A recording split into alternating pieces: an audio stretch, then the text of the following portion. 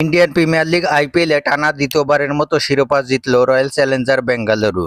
ফাইনালে গুজরাট টাইটান্সকে 5 উইকেটের ব্যবধানে হারিয়ে শিরোপা জিতেছে তারা। শিরোপা নির্ধারণী ম্যাচে দুর্দান্ত এক ইনিংস খেলেন বিরাট কোহলি। আহমেদাবাদের নরেন্দ্র মোদী স্টেডিয়ামে টস জিতে প্রথমে ব্যাট করতে নেমে নিয়মিত বিরতিতে উইকেট হারাতে থাকে গুজরাট টাইটান্স। শেষ পর্যন্ত নির্ধারিত 20 ওভারে 8 উইকেট হারিয়ে 155 রান সংগ্রহ করে তারা।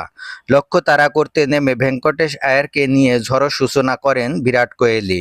4 ছক্কায় দ্রুত রান তুলতে থাকে আরসিবি। পঞ্চম ওভারে 62 রানের মাথায় আয়ারকে ফিরিয়ে প্রথম ব্রেক থ্রো এনে দেন মোহাম্মদ সিরাজ। এরপর অধিনায়ক রজত পাটিদারের সঙ্গে গুরুত্বপূর্ণ জুটি গড়ে তোলেন অভিজ্ঞ বিরাট কোহলি। নবমতম ওভারে বল করতে এসে রজত পাটিদার ও কুনাল পান্ডিয়াকে ফিরিয়ে কিছুটা চাপ তৈরি করেন রশিদ খান। টিম ডেভিডকে নিয়ে সেই চাপ সামলে নেন বিরাট কোহলি।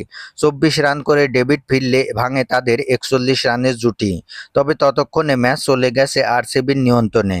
শেষ পর্যন্ত 42 বলে 75 রানের অপরাজিত ইনিংসকে দলকে জয়ের বন্দরে পৌঁছে দেন বিরাট কোহলি।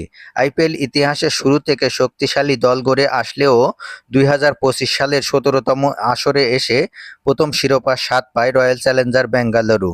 প্রথম শিরোপা জয়ের পর এবার টানা দ্বিতীয় শিরোপা ঘরে তুলল দলটি। এর আগে টানা 2 আসরে শিরোপা জয়ের রেকর্ড রয়েছে মুম্বাই ইন্ডিয়ান্স ও চেন্নাই সুপার কিংসের।